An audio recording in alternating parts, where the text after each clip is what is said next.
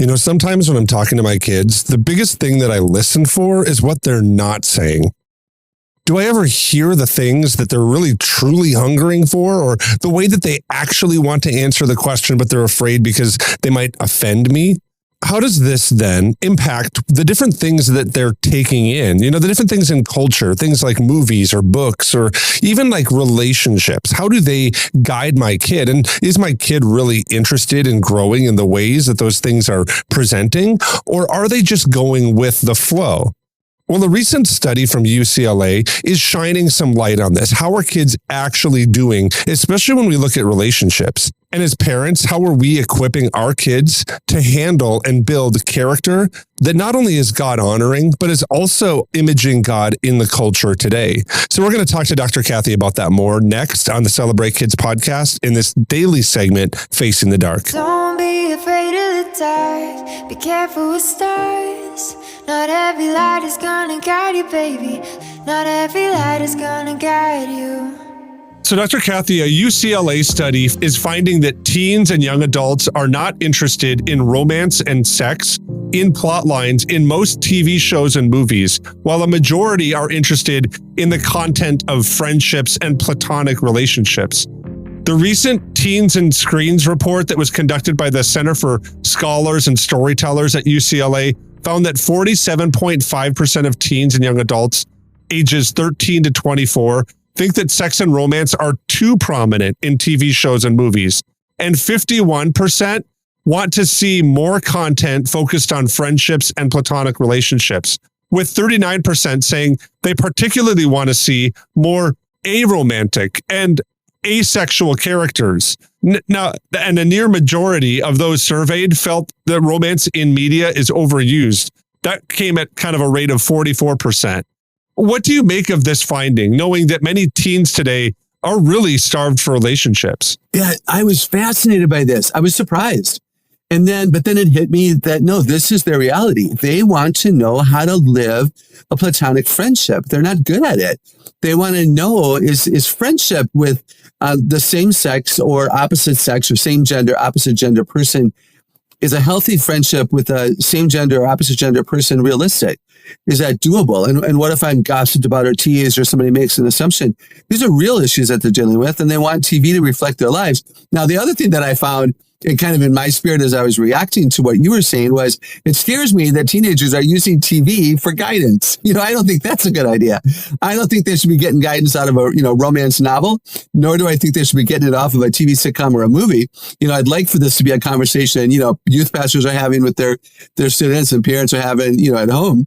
But if they are going to use TV as a way of, learning, then I think this is absolutely fascinating. Yeah, I think that's an interesting point. I will say, kind of growing up in the era that I did, and then also watching my kids grow, there's many times where we turn to television or the internet to be really an authority figure kind of in life. And in many ways, kids kind of see that as a model. We're teaching them history using a screen because we can bring an expert in. And what they see is kind of what they understand. And so somebody's modeled like that in history.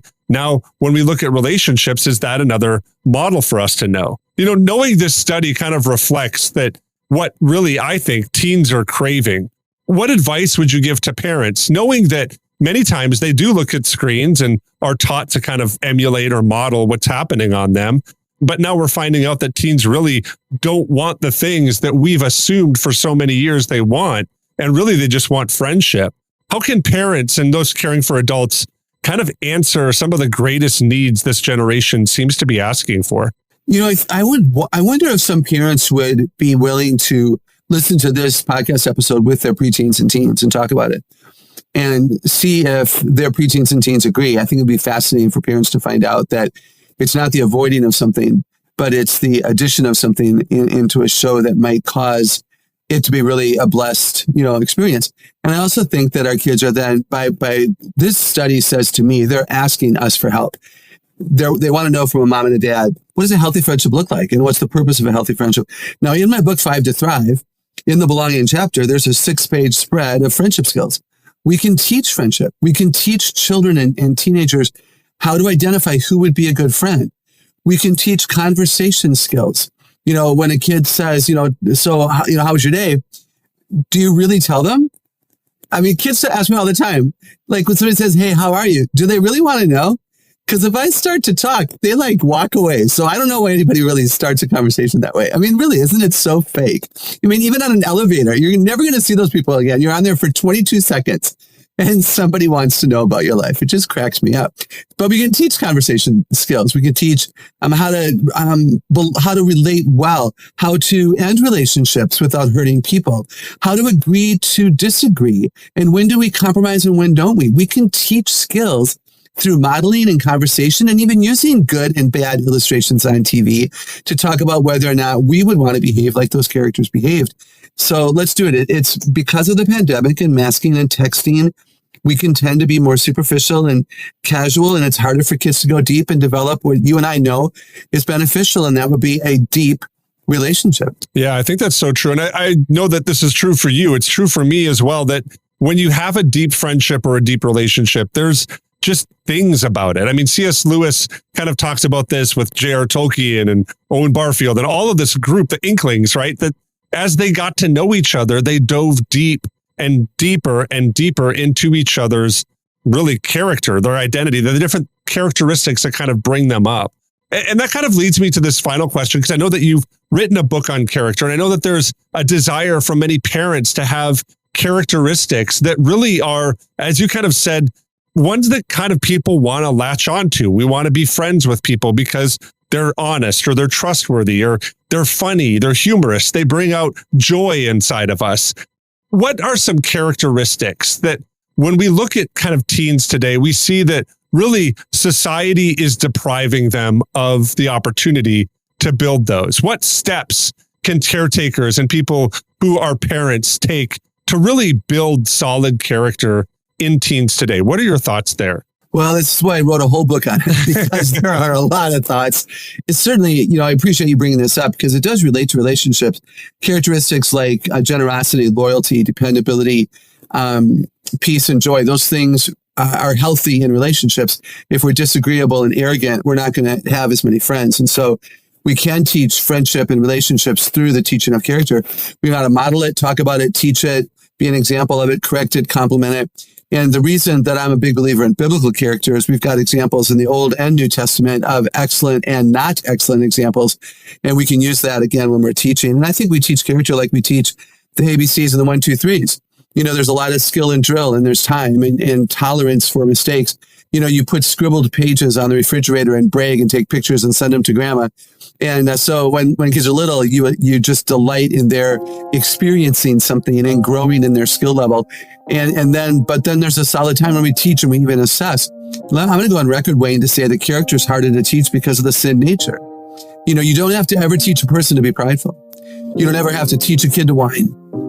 Self-centeredness and selfishness comes easily. Other-centeredness and generosity toward others doesn't. And so we've got to teach it and stay in the trenches with our kids and expect it and reward it appropriately and let them know that this is who we want them to be.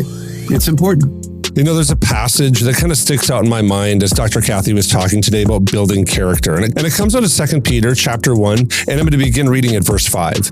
For this very reason, make every effort to add to your faith goodness, and to goodness knowledge, and to knowledge self-control, and to self-control perseverance, and to perseverance godliness, and to godliness mutual affection, and to mutual affection love. For if you possess these qualities in increasing measure, they will keep you from being ineffective and unproductive in your knowledge of our Lord Jesus Christ.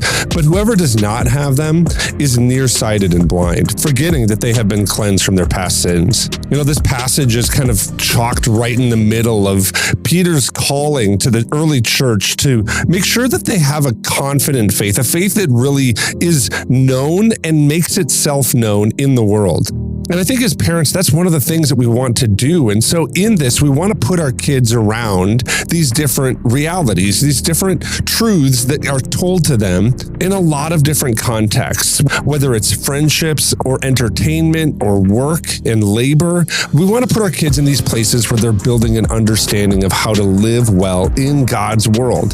And then to take that and image him in the culture. And I think the things that Dr. Kathy talked about today are really helpful for us as we work to do that as parents and caretakers. So I hope today's podcast has been an encouragement for you. And on behalf of Dr. Kathy Cook and the rest of us here at the Celebrate Kids team, my name is Wayne Stender. I really want to thank you for listening with us today, and we're looking forward to seeing you here again tomorrow.